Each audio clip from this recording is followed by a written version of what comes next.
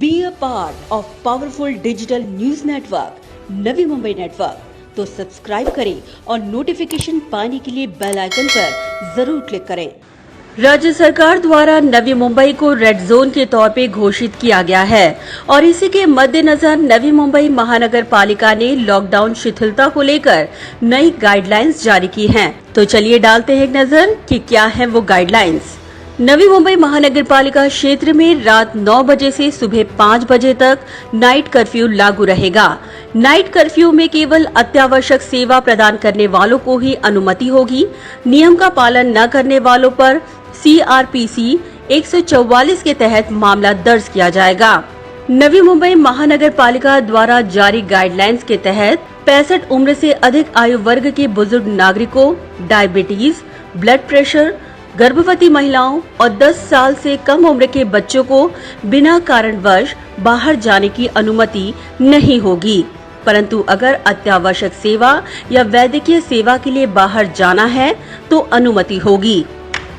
Phase 1 3 जून 2020। बता दें कि फर्स्ट फेज के तहत आउटडोर एक्टिविटीज के लिए नवी मुंबई महानगर पालिका ने नई गाइडलाइंस जारी की हैं, जिसके तहत नवी मुंबई शहर में जारी लॉकडाउन के तहत सार्वजनिक स्थल और खुले परिसर में साइकिलिंग, जॉगिंग, वॉकिंग की अनुमति है। इतना ही नहीं, बीचेस में जाने की भी अनुमति होगी। साथ ही पब्लिक स्पेस, निजी प्लेग्राउंड, सोसाइटी या इंस्टीट्यूट, उद्यानों में भी जाने की अनुमति है, मगर इंडोर स्टेडियम या इंडोर परिसर में किसी भी प्रकार की एक्टिविटीज की अनुमति नहीं होगी। हालांकि इसके लिए कुछ शर्तें भी लगाई गई हैं, जैसे सुबह 5 बजे से शाम 7 बजे तक ही ये सब कार्य करने की अनुमति होगी। किसी भी प्रकार की ग्रुप एक्टिविटीज की अनुमति नहीं होगी। बच्चे सिर्फ अभिभावकों के साथ ही बाहर जा पाएंगे। लोगों को ये भी सलाह दी गई है कि व्यायाम के लिए बाहर रह सकते हैं, मगर वह भी केवल सीमित समय तक के लिए। इसके अलावा और किसी भी प्रकार की गतिविधियों को अनुमति नहीं दी गई है। लोगों को ये भी कहा गया है कि जनता सिर्फ अपने आसपास के परिसर के खुले स्थान पर ही घूम सकते हैं। इन सब गतिविधियों के लिए कहीं दूर जाने की अनुमति नहीं दी गई है। इतना ही नहीं, भीड़ भाड़ से जनता को दूर रहने की भी हिदायतें दी गई हैं। नवी मुंबई में प्लम्बर, इलेक्ट्रीशियन, पेस्ट कंट्रोल और टेक्नीशियन को सोशल डिस्टेंसिंग के साथ मास्क और सैनिटाइजेशन का इस्तेमाल के साथ ही कार्य करने की अनुमति दी गई है। पूर्व अपॉइंटमेंट के साथ वाहनों की मरम्मत के लिए गैराज और वर्कशॉप खोलने की अनुमति दी गई है। सभी सरकारी दफ्तरों को मात्र 15% स्टाफ या यूं कहें कि 15 कर्मचारियों के साथ ही कार्य करने की अनुमति है। हालांकि ये नियम आपातकालीन, स्वास्थ्य और वैद्यकीय, treasuries, disaster management, police, NIC, food and civil supply, FCI, NYK और म्युनिसिपल सेवाओं को लागू नहीं होगा। फेज 2 5 जून 2020। बता दें कि फेज 2 के तहत मॉल और मार्केट को छोड़कर नवी मुंबई में सभी बाजार, मार्केट क्षेत्र और दुकानों को सड़क की एक तरफ की दुकानें एक दिन तो दूसरी तरफ की दुकानें दूसरे दिन अर्थात P1 और P2 यानी इवन और ऑड तारीखों में ही सुबह 9 बजे से शाम 5 बजे तक ही खोलने की अनुमति होगी। किसी भी कपड़े की दुकान में ट्रायल रूम खोलने की अनुमति नहीं है, क्योंकि इससे संक्रमण फैल सकता है। इतना ही नहीं, सामान एक्सचेंज या वापस करने की भी अनुमति नहीं है। दुकानदार सोशल डिस्टेंसिंग का पालन करवाने का जिम्मेदार होगा। इसके लिए उसे जमीन पर फुट मार्किंग करना अनिवार्य होगा। इसके अलावा वो टोकन सिस्टम या होम डिलीवरी भी कर सकता है। नवी मुंबई मनपा की नई गाइडलाइंस के अनुसार अगर शॉपिंग के लिए जाना है तो सरकार के दिशा निर्देश ये कहते हैं, या तो चलकर या फिर साइकिल का इस्तेमाल करें। सामान घर के करीब की दुकानों से खरीदें। नॉन एसेंशियल सामानों के लिए दूर के मार्केट में सामान खरीदने के लिए जाने की अनुमति नहीं है। शॉपिंग के लिए गाड़ियों का इस्तेमाल करना भी सख्त मना है। अगर आप सोशल डिस्टेंसिंग का पालन न करने के लिए दोषी पाए गए तो सहायक मनपा आयुक्त, उपायुक्त या पुलिस कर्मचारी को ये पूरा अधिकार है कि वो आपके खिलाफ तुरंत और कठोर कार्रवाई करे।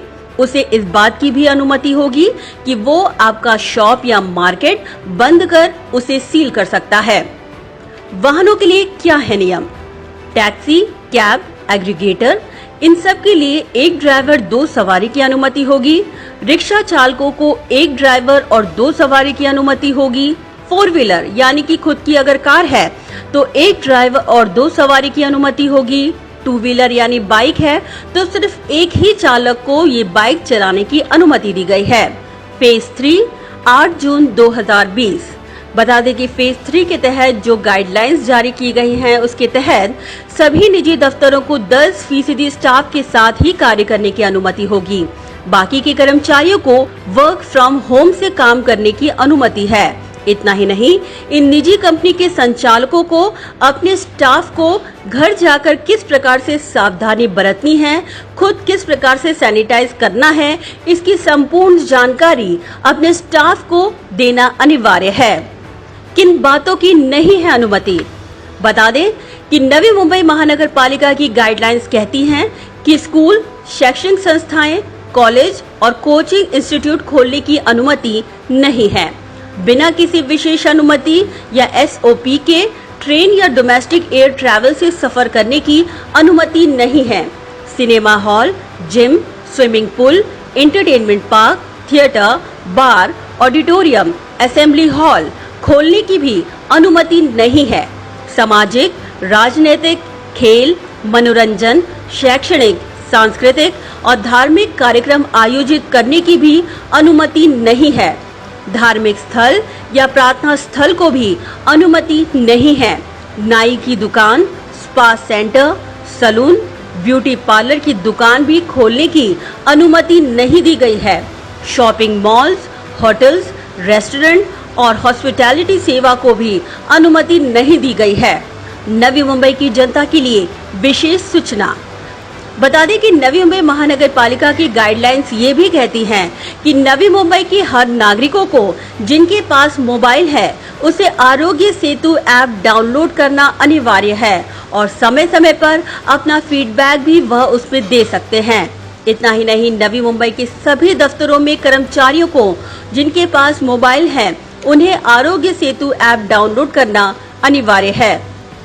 एक राज्य से दूसरे राज्य जाने को लेकर गाइडलाइंस।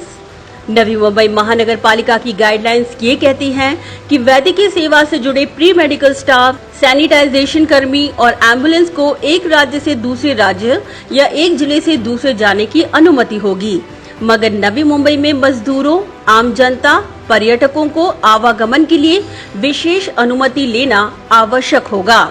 और इसी के साथ नवी मुंबई महानगर पालिका की गाइडलाइंस ये भी कहती हैं कि नियमों का पालन न करने वालों पर आपातकालीन व्यवस्थापन कानून 2005 के सेक्शन 51 से 60 और IPC धारा 188 के तहत मामला दर्ज किया जा सकता है। Bureau report, Navi Mumbai network.